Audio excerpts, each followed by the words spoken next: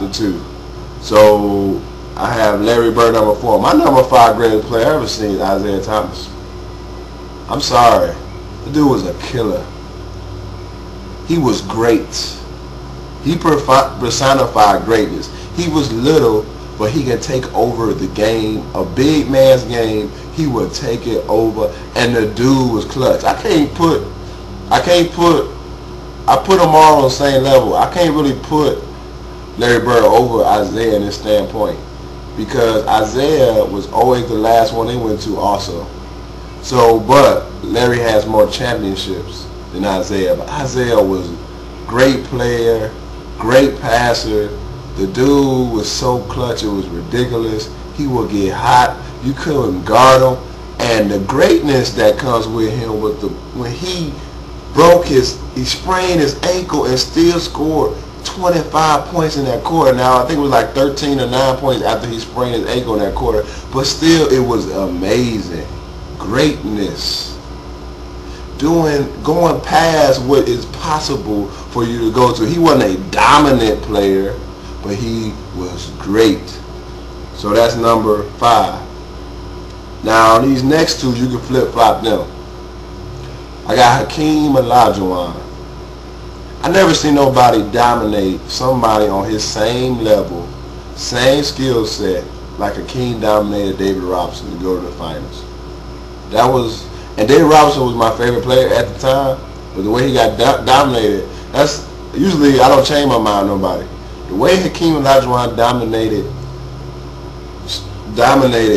David Robinson, it actually put a bad taste in my mouth about David Robinson. He dominated him. His post move was out this world. They won back-to-back championships. There's no better post player to ever play the game than Hakeem Olajuwon. His post moves were on the tops. And he was a great defensive player, and he could pass the ball. He probably the best defensive center to ever play the game. That's one thing he got over the next person. He was a better defensive player. But this next person, though, you can put him at the top of the list, but like the example I used about Randall Cunningham kind of applies with him in a way that he's so big, he's so strong, he can jump so high. It's great. He's dominant, but in the way he should be, but he's great. Shaquille O'Neal. He makes you better, not because he makes you better, but because of his mere presence. Is that you ain't gonna get all that much attention. The big man's on the floor, so you're gonna be a better player. The dude couldn't be stopped. He'll post you up, back you up, just dunk on you. But the only thing about that, his blessing is kind of a curse in a way, is because he ain't known for no great moves. He don't have to work on his jump shot. He couldn't, and this is what messes Shaq up for me. That's why I put all these other people above him in greatness, not dominance. Is that you can't be up there in greatness over these clutch players if maybe it was better for you to sit on the bench in the clutch time.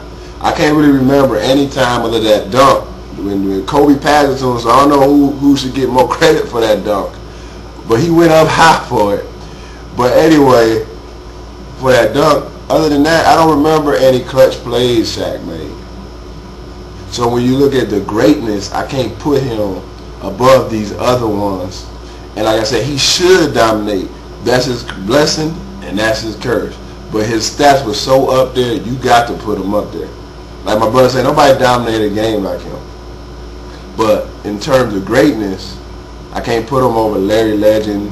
I can't put him over Kobe because Kobe done scored 81 points in the game with 3 people on him who could jump. Some people could jump higher than him, and he's clutch. You got Jordan, he's clutch. You got Magic, he's clutch. You got Isaiah, he's clutch. So I can't put him over in greatness, but dominance, yes. My next person, Charles Barkley. Never won a championship, so that's why I can't put him above these other ones. But 6'4", dominate a big man game. The dude was a freak of nature, so that's greatness right here. That's why I put him over Karl Malone, because Karl Malone should did what he did because he was very big. But Barkley was shorter. He was big, but almost in a pudgy way sometimes. and he dominated, dunked on folks, and he was just a great player. What can you say? Barkley was a freak of nature. And on the USA basketball team, he actually played the best out of all of them during the Dream Team. So he was great. Number 9, Dennis Rodman. The boy was bad. He couldn't score.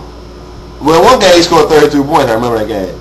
But nobody hustled more than him. He was the greatest defensive player, probably next him and Scottie Pippen.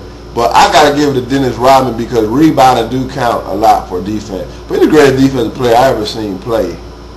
The dude got into Karl Malone head. That's why I got to put him over Karl Malone. He got in everybody's head.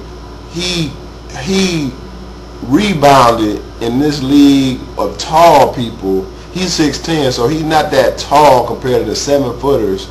And he dominated on the rebounding like it was crazy. He got 4 championship rings. When he went to the Spurs, he made them the #1 team in the West until they got beat by Hakeem. No fault of Dennis Rodman. The dude is a great player. Though he didn't score that much, the rest of what he did was magnificent. The dude, when he came to Chicago, I was in tech school, and Chicago had come off of not winning the championship with Jordan coming back. But as soon as they got Dennis Rodman, I knew that was it. I knew that was it because they had Pippen, they had Kukoc, they got Dennis Rodman. That made them probably the greatest team of all time because there's no other player I ever seen that you could really compare to him. He ran a fast break. He played great defense. If there was any chance of getting a loose ball, he got it. And he got rebounds like no other. Dennis Rodman. And number 10, Karl Malone, the mailman. What can you say? You couldn't stop him. He could score. He was big. He was strong.